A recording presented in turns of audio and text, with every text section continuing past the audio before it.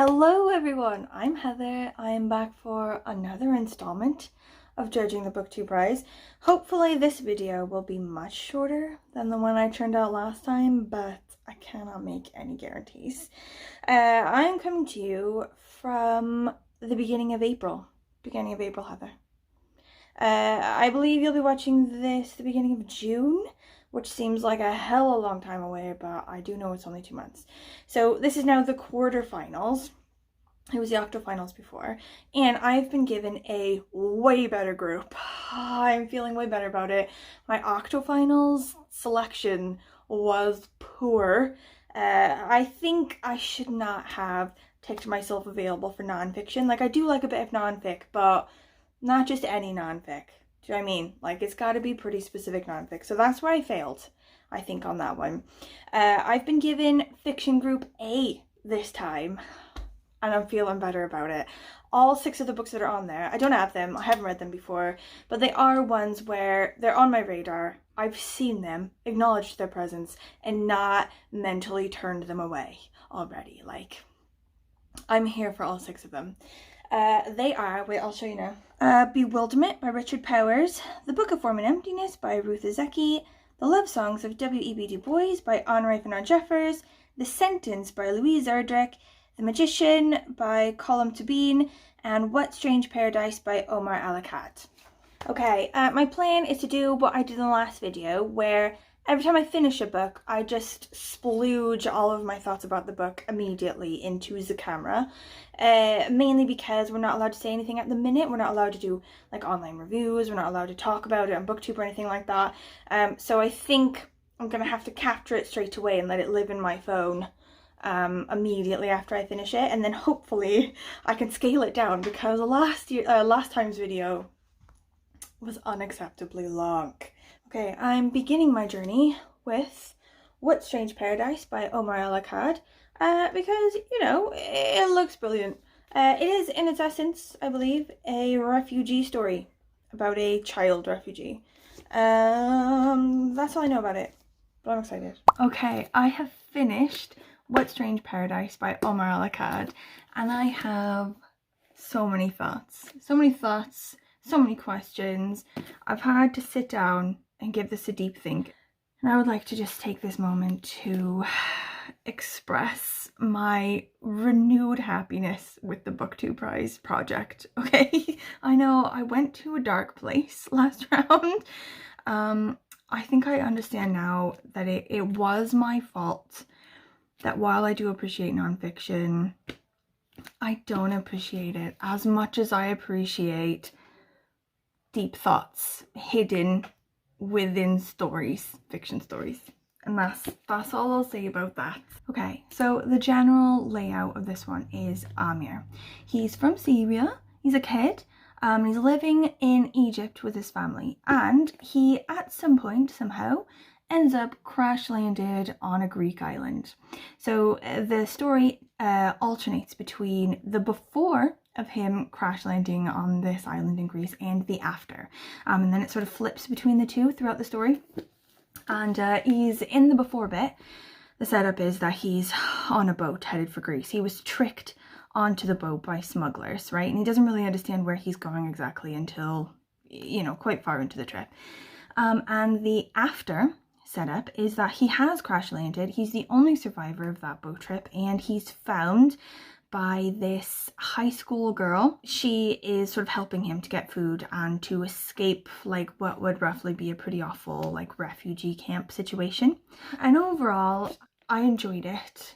But I think I'm having a hard time nailing down exactly how much I enjoyed it and appreciated it. I think in the end I'm gonna go with 4 stars. Like, I mean, I don't want to like trivialize a refugee life, obviously, and just say, ugh, everyone's told the refugee story. Like, I don't, like, that's not what I'm trying to say. But I have read a couple of books on this sort of theme already. I read, do you know that one, like The Beekeeper something by Christy Lefteri? I felt like this was very similar to that book in a lot of different ways, and also to other books that I've read like it. And I thought, this author, he has a lot of experience as a journalist in this sort of field, and I thought I don't know, he'd be able to provide something extra. I don't know, just part of it sort of felt a bit like reading those other books again. Do you know what I mean? But in the end, it was different enough, and it was really enjoyable. Like, the author is a really good author, a really good wordsmith, and I really enjoyed his style of writing. Like, I wrote down every time he wrote something that really stuck with me, just like how he described something. I sort of wrote it down, which is what I do. But there was like this building with all these refugees in it and stuff. It has no markings on the outside, so people don't know what it is. It says it's absent of public identity, a nowhere place.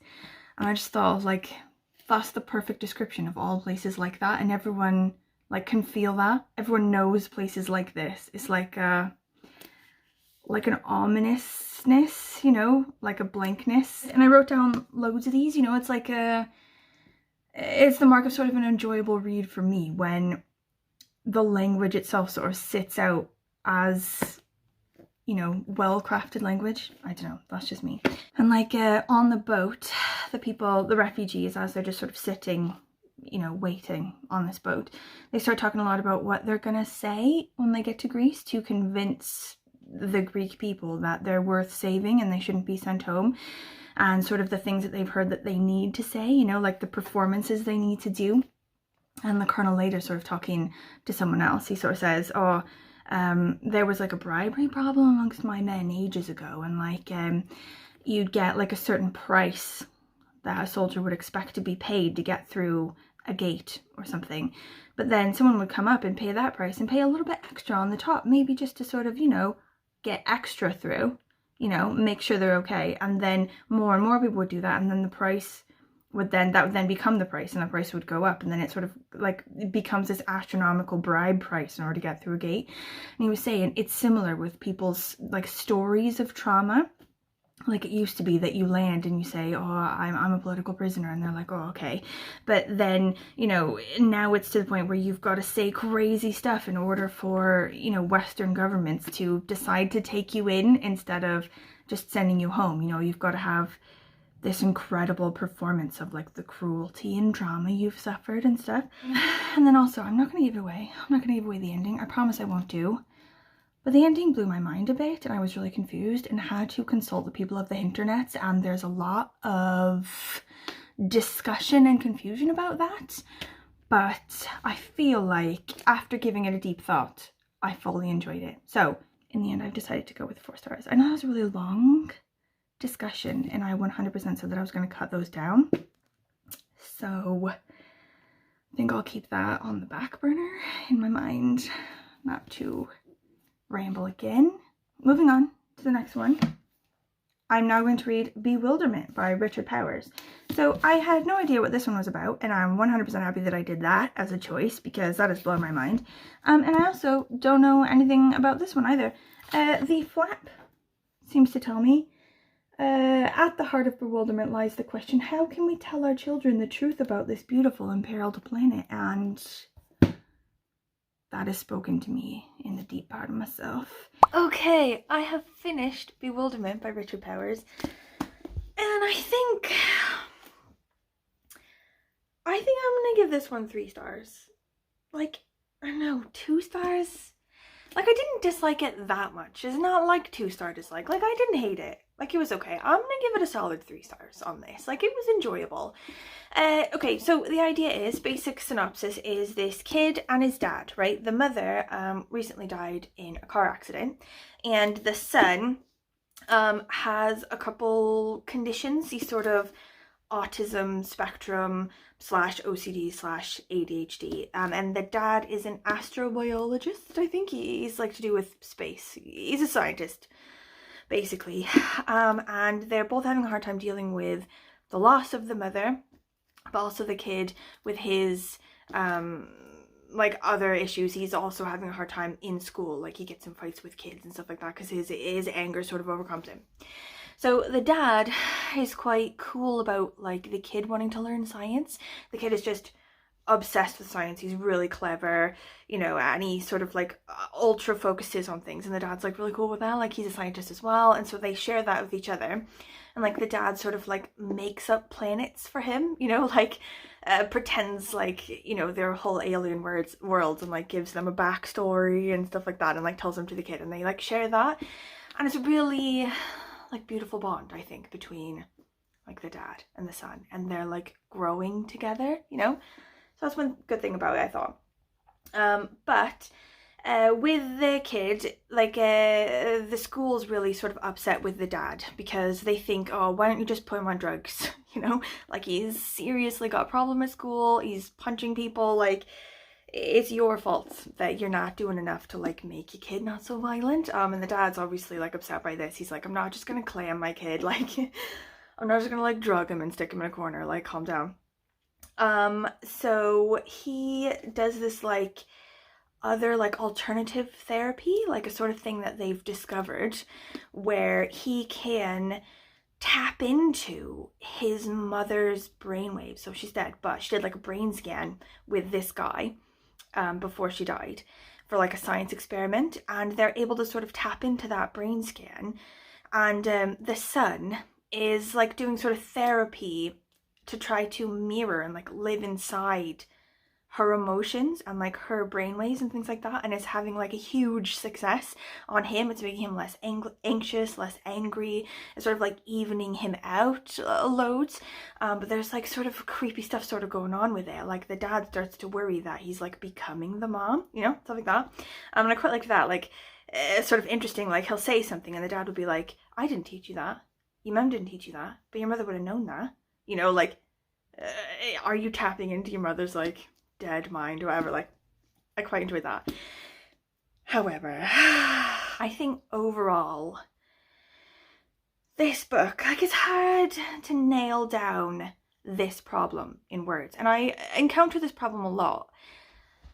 Is it like trying too hard with emotion or sentiment, or like being too obvious about emotional manipulation between author and reader? Do you know what I mean? Like I have a hard time, like it's sort of where the author, he's trying to make you feel a certain way, right? He's trying to make you feel an emotion, you know, like sadness or like, you know, overwhelmed or, you know, reflective. But instead of just making you feel that way, he's like pushing you too hard to feel that way in like too obvious sort of way, so that you see behind the curtain, you see him trying to move you into that, and it's too obvious, and you just think, well, it's not working, mate, you know. Like I think he used quite a lot of I don't know, like cheats as well, like something else that's hard to sort of explain. Like when you go to a bar, you know, and like the stereotypical like way to get in with people at the bar is to be like, how about them Yankees? You know, like that. Like you know that everyone in this bar is gonna like a thing, so you like go to them and you're like, how about that thing? You know, and it like it's supposed to like put you on their side and like, I don't know, sort of like a cheater way to sort of get you in with them, you know. And there was this sort of like political bent in the book, like about how it's supposed to be like they don't say straight out, but it's supposed to be like a sort of like a Trump administration, isn't it?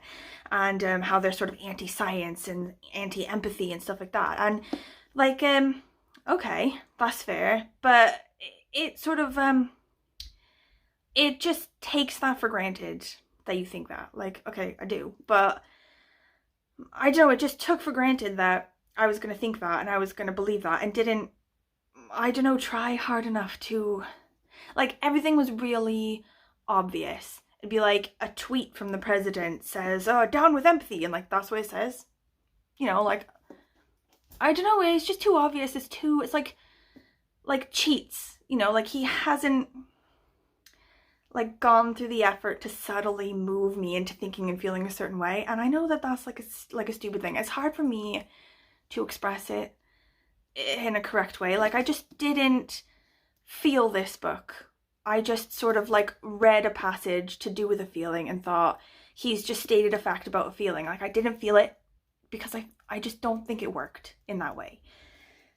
Anyway, despite that, I did really enjoy sort of like messages behind it, sort of themes behind it. I thought there was sort of a theme of willful blindness. So I quite liked, you know, little like tiny background themes like that were in the book.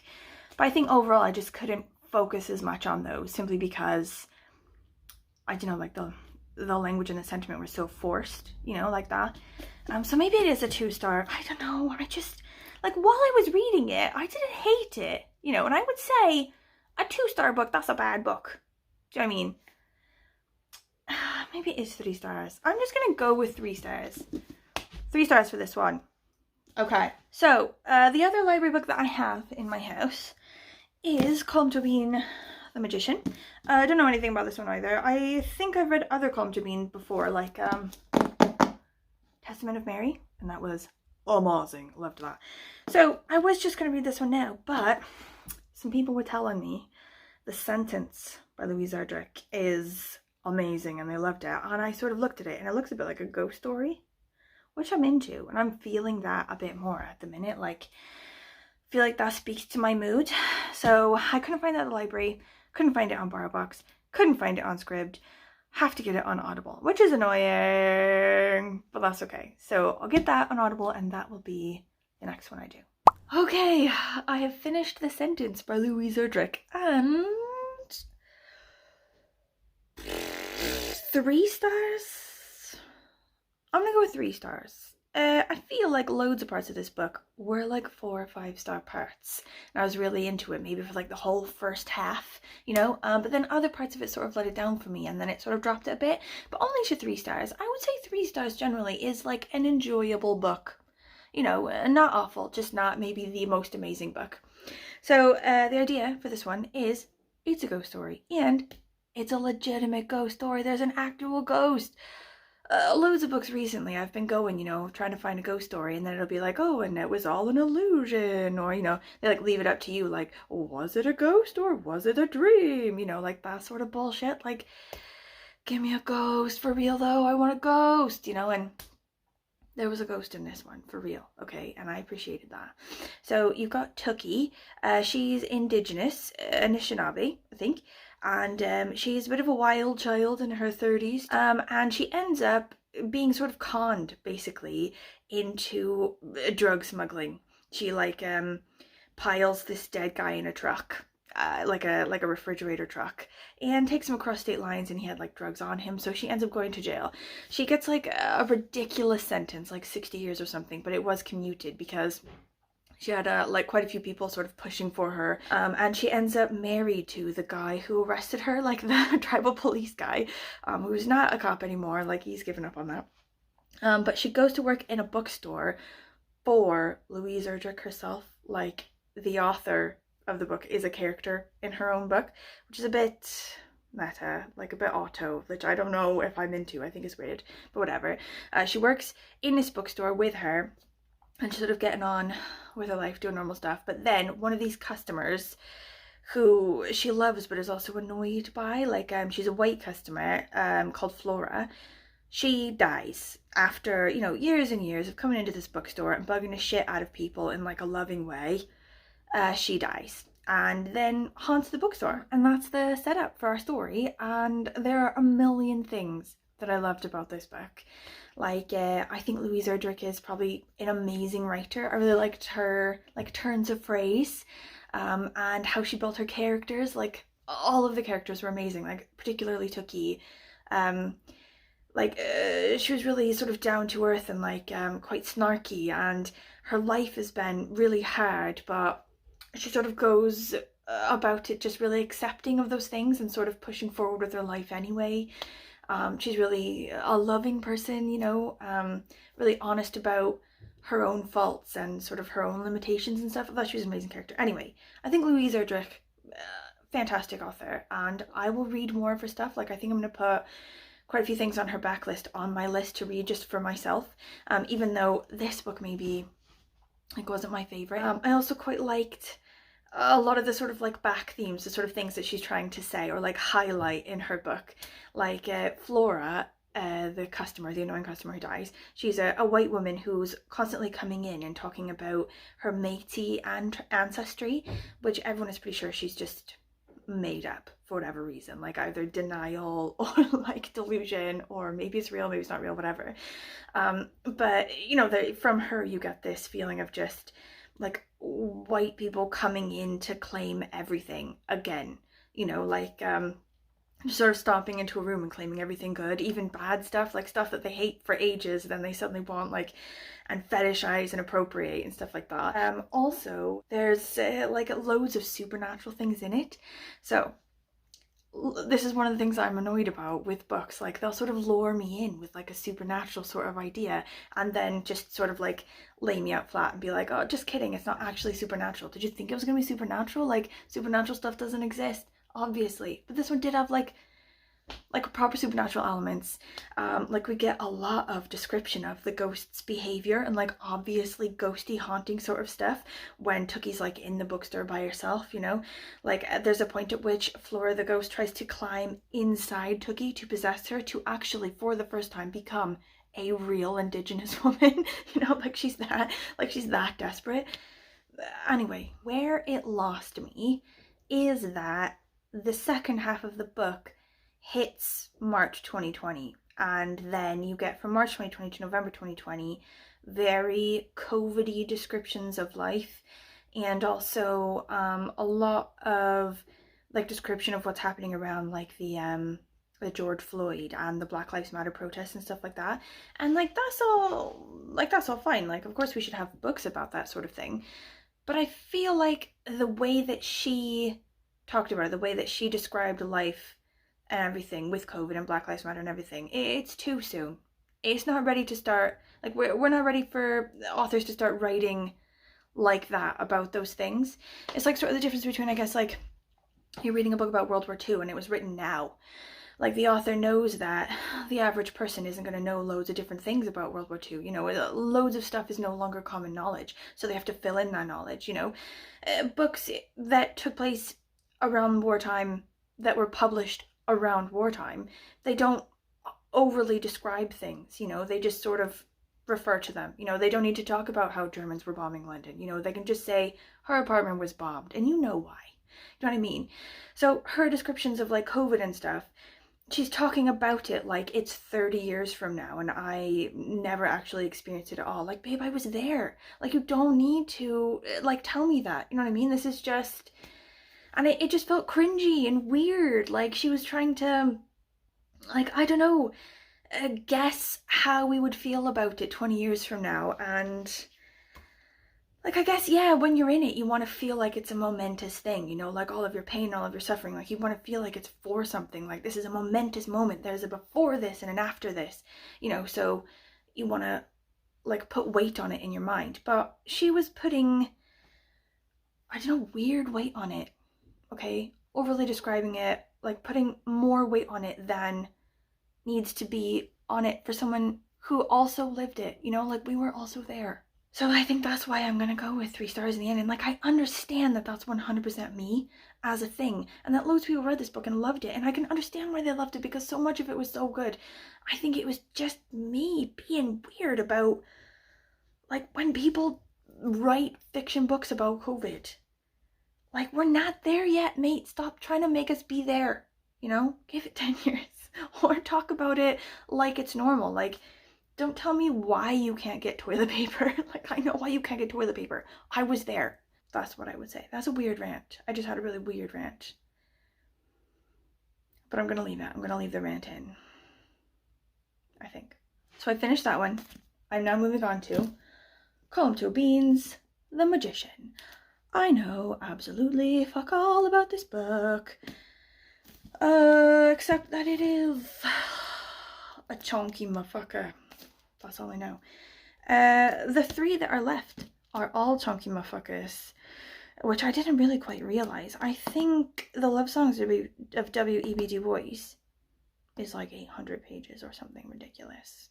Like, I wasn't sure if I was going to get it as a book or an audiobook, and I looked at the audiobook and it's like 29 hours. God, I hope it's amazing and I never want it to end. But anyway, moving on to this one. Okay, I have finally finished The Magician by Colm Toibin. And I think I'm gonna go with 3 stars. on this one. Like, part of me is like, did I just finish it in an awful mood? Like, I'm super hungover today. And part of me is like, would anything that I finished today be knocked down a star just because life is awful at the minute? But I don't think that's it. I think the main reason it's fallen a star is because it's so long. It's so big, it's so long, goes on forever. And, you know, some books, they can be like 1,000 pages, and you read all 1,000 pages and you get to the end and you're like, damn, that was so good. I didn't even notice. I want it to be more pages, and you could choose for it to be another 1,000 pages if it could, you know? And then some of them, like, they just suffer the great long goodbye. Do you know what I mean? Like, it's like you're sort of 3/4 of the way through it going, is it over yet? Is it done now? Surely it's done now. And like, I understand that that's like the nature of it. Like, it's multi-generational. It's an epic, you know. You've got Thomas Mann, who's got 6 kids, you know, and all 6 kids have a say. You find out exactly what happens to them, you know, and how they feel, and they've all got kids and they've got partners and everything. When you've got to do that much insight, you know, it's not necessarily bad. It's not too much necessarily, you know. But I felt like with this, like it was. Do you know what I mean? Anyway, you've got this guy, Thomas Mann. Everyone knows Thomas Mann. He's a renowned German author from the 20th century.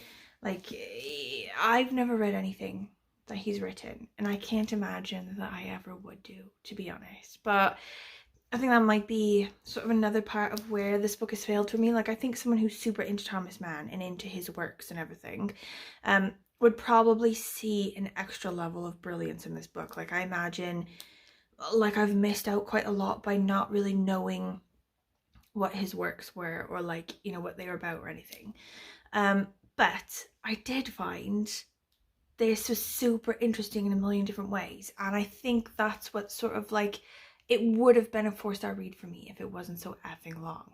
Like, so you go through his whole life. He was born in the 19th century in Lübeck in Germany, and it's sort of just a novelization of his actual life, and it's brilliant in that. Like, Colm Toibin, he's a brilliant author. I love things he's written. Like, his writing style is banging, and he's really like delved into this guy's life and his thoughts, you know, and things he did, why he did them, how he was feeling when he did them, how he's feeling toward his family members, how his family members were feeling. Also, it was super interesting delving more into sort of German expat communities in America and in Europe after the war, and I ended up Googling quite a lot and learning quite a lot about I think Germany in sort of early to mid 20th century. So this was enjoyable. I did fully enjoy it. I just feel that it went on for a while. And like, books that have too many characters, I have a hard time like keeping track of every single one of them. So, I mean, but I'm a huge fan of Colm Toibin, and I'll like continue reading his stuff, definitely. It's just this one, like, he's got another one called The Master, where he does the same exact thing. That's like a novelization of an author, a real guy. And I think that one is, I can't remember, I'll put it up, but that's gonna be a no from me. I think that one, I'll skip over that one. But other ones he's done, like, I'm for it. I'll do it.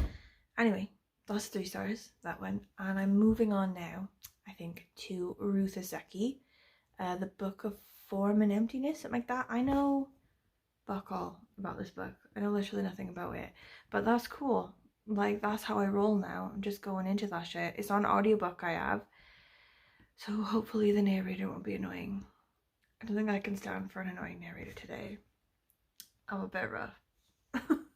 Okay, I have finished Ruth Ozeki's Book of Form and Emptiness, and I think I'm going to give it 4 stars. I think like maybe like a 4-, you know, like an A- or B+ or whatever. Like, I think I really enjoyed it. I enjoyed it more than quite a lot of the books in this category so far, but maybe not as much as the other book I gave 4 stars, which I think was What Strange Paradise. So roughly, the book is about Benny, who's a 14-year-old kid, and at the very beginning of the book, he watches his dad get killed by a chicken truck, as you do.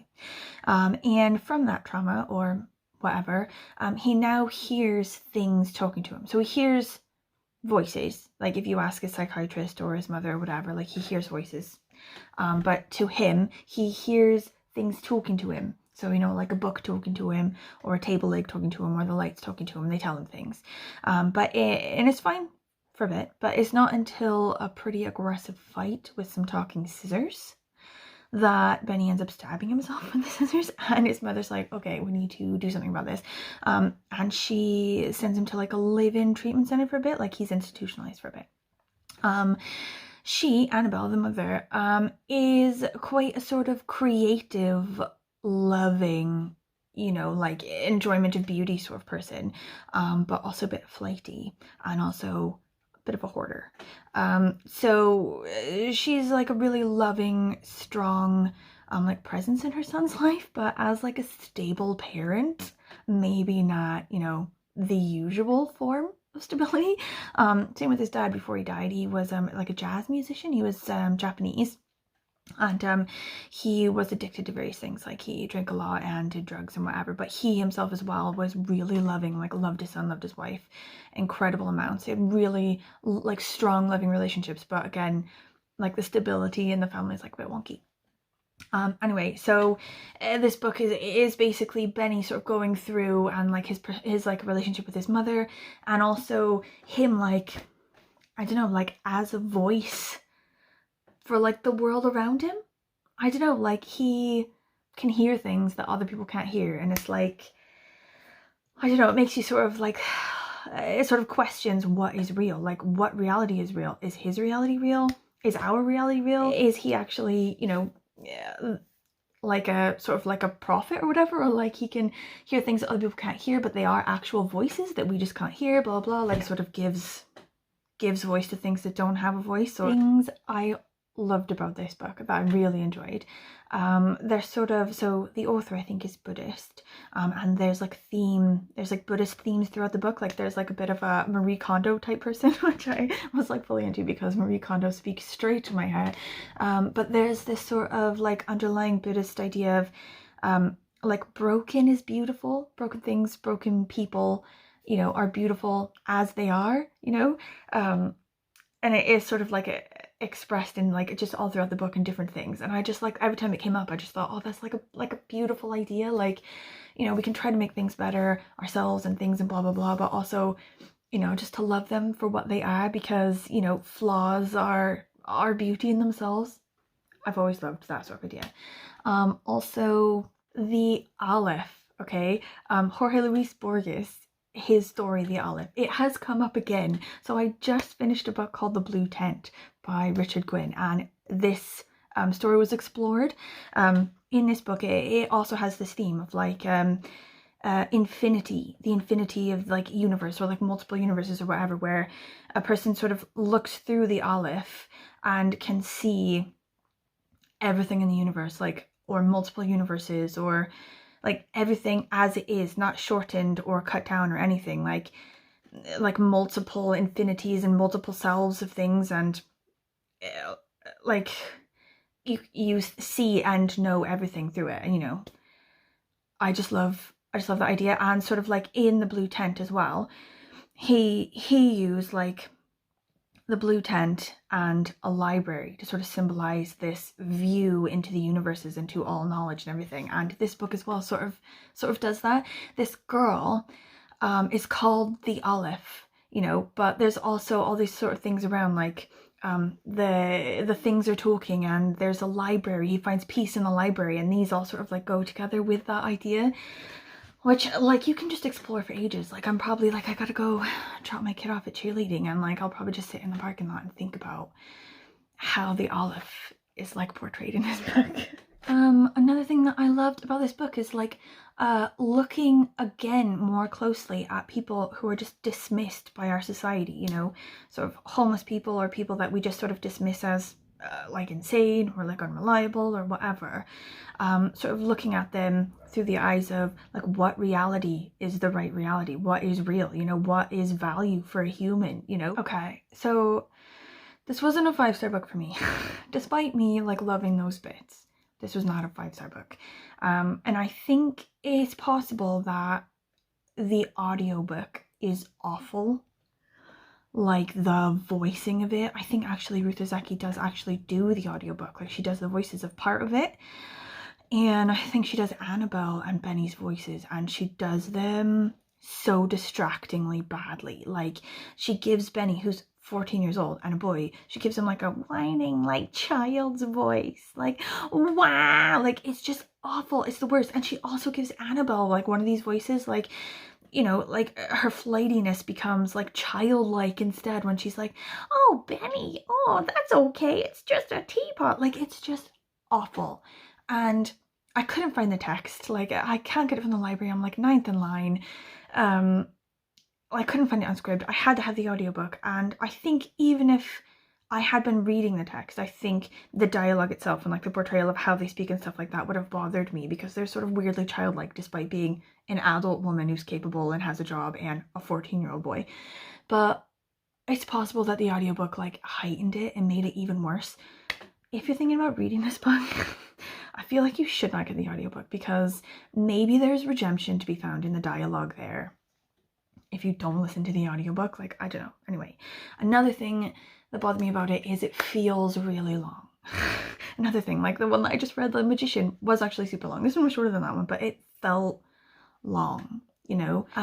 Also, I felt like there were a lot of like weird cliches that sort of cringe against, you know, like really bookish, like bookwormy type cliches, like each book has a personality and each book chooses the reader and like all that sort of stuff. And like it wasn't done seamlessly. Like when it sort of brought up and when it was placed in the story, it felt sort of like extra hammy, you know, like a cliche. And I am a bookworm, so, you know, like it didn't hit me as bad, but it did like grind as a cliche. Do you know what I mean?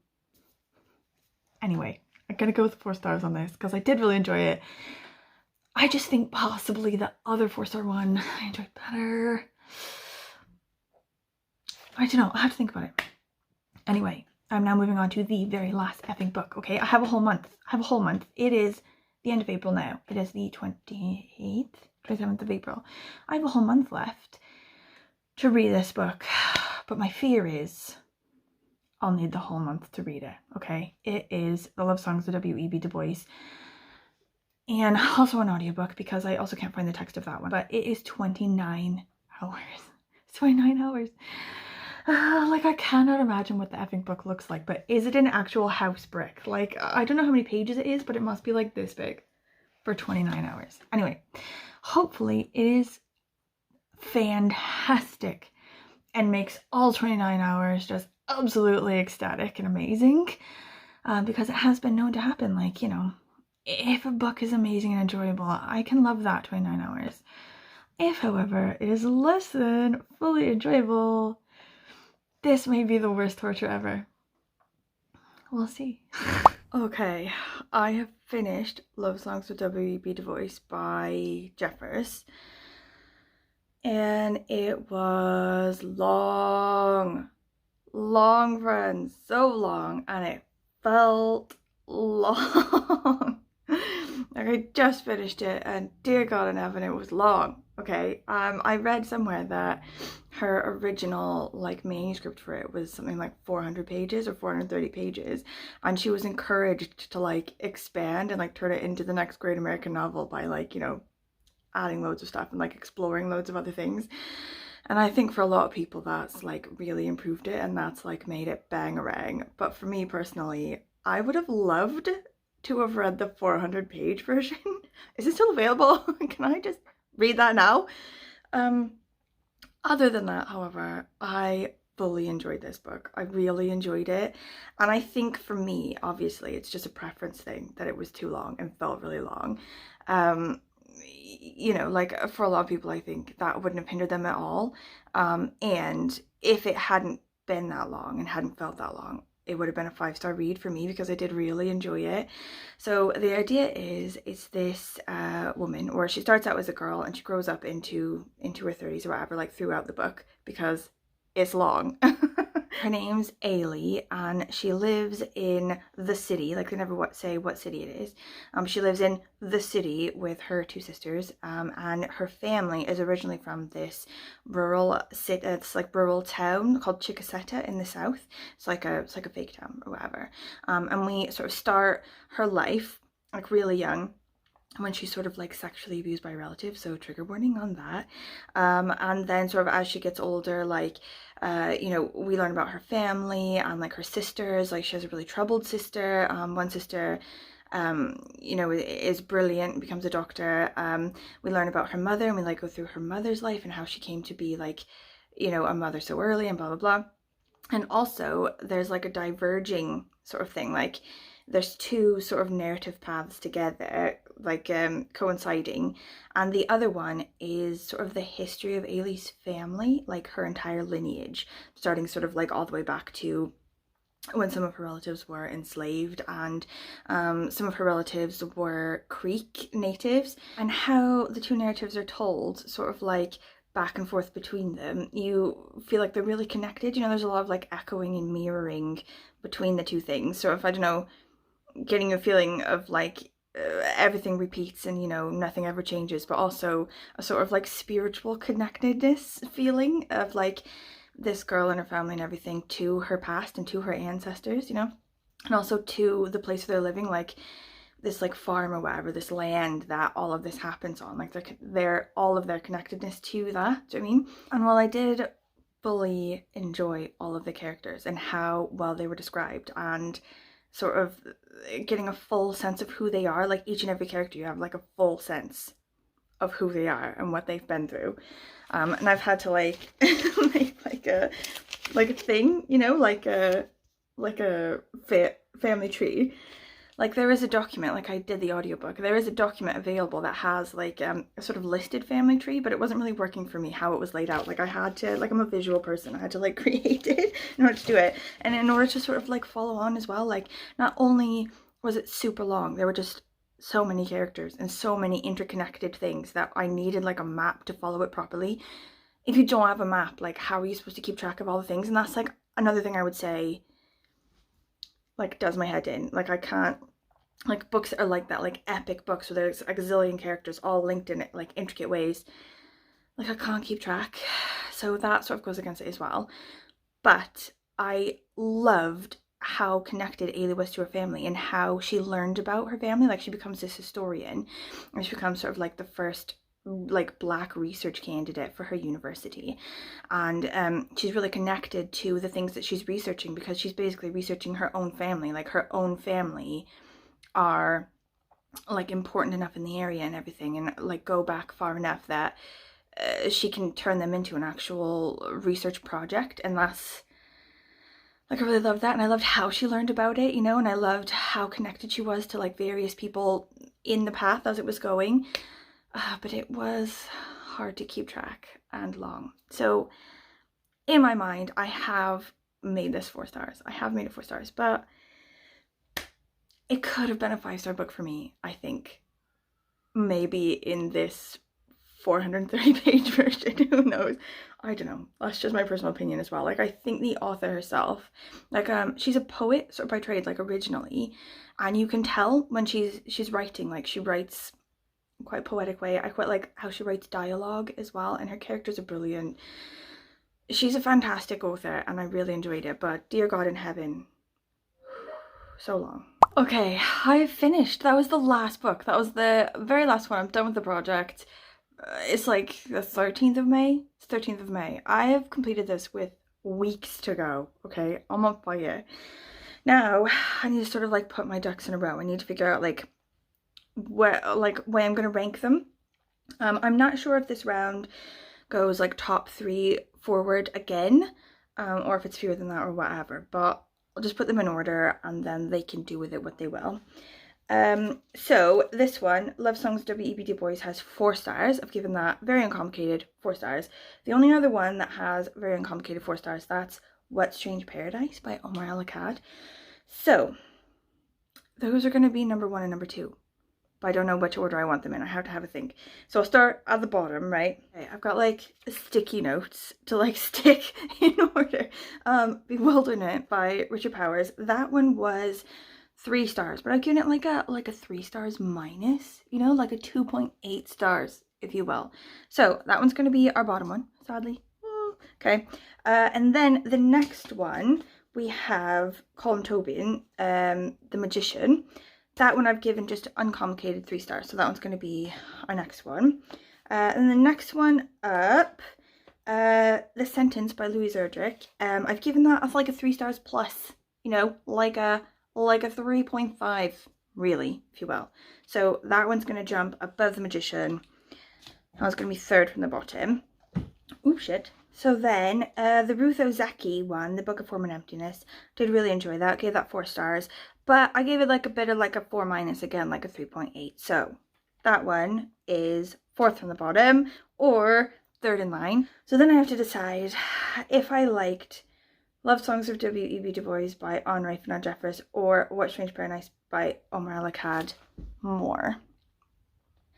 The Jeffers one was really long, but I did really enjoy like the connection to her past and finding out things about the past. I love books like that where people like delve into their past and like have mirroring between their own lives and their sort of like ancestors' lives.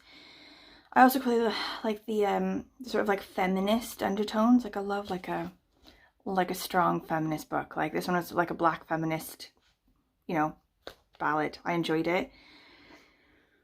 But also the Akkad one was like really beautiful, and like the ending really got to me. And I love these like books about like a journey, you know, like especially like a refugee journey, like a journey that has to be done. Do you know what I mean? Like a sort of desperation type journey. Like it's just beautiful as well if it's like told really well. Okay, I've decided. I'm just going with it. Number 1, Love Songs of W.E.B. Du Bois by Honoree, Fanonne. Number 2, What Strange Paradise by Omar Akkad. Number 3, The Book of Form and Emptiness by Ruth Ozeki. If the rules are the same for this round, those are the 3 that I'm sending forward. Number 4, The Sentence by Louise Erdrich. Number 5, The Magician by Colm Toibin. And number 6, Bewilderment by Richard Powers. That's it. That's what I'm going to send through. And like, this round was 8,000 times better than my last round because despite, you know, having like a clear like books I really liked and books I didn't like as much, I didn't give anything in this lower than 3 stars. Like Bewilderment by Richard Powers, you know, I didn't love it, but I didn't effing hate it either. And for me, that was a huge improvement from last round. If I get allotted ones for this next round coming up, like I'll probably accept that because I'm feeling quite good about the rounds. Okay, so they've just announced the Booktube quarterfinal winners, right? And I think at the very beginning of this project, someone said to me, like, you're gonna put so much like time and energy and like emotional like effort into this project and then just have to sit back and watch like the ones that you hated most go through. And like it has sort of like happened for me in both of them, you know, like, so the ones that went through for my category are Love Songs of W.E.B. Du Bois, which, okay, that's fair. I really liked that one. I put that number 1. I think probably a lot of people did. That's cool. But then the other 2 that went forward are The Magician by Colm Toibin, which was like long as F and also super niche. Like if you don't give a shit about Thomas Mann, I don't see the point, but like whatever. And then also The Sentence by Louise Erdrich. I'm like, clearly people don't have this feeling about like how she has written COVID as like, you know, like forced sentiment and just like forced weightiness and just like, you know, how like stupidly that was written. Like they obviously don't agree, which is cool, whatever, don't care. And then the ones that didn't go through are Bewilderment, okay, fair, because I sort of thought that was pants. Book of Form and Emptiness, which, okay, I can understand if people were like really put off by the dialogue and sort of like the childishness of the characters when they spoke. But What Strange Paradise, that one didn't get through. Like, come on, come the F on, that was brilliant. I love that one. Ugh, whatever, anyway. I've now been given a new category and I'm low-key super excited because I feel like I've finally reached where I'm supposed to be in this category because I've finally been given a translated group, okay? And I feel like deep down that's my niche. So I've got translated fiction category B, and in that are just like an F ton of ones that I've never heard of before. But I'm still banging. I'm still going on. Like, I'm still pretty excited about it. Okay, so first one in that category is My Heart, never heard of.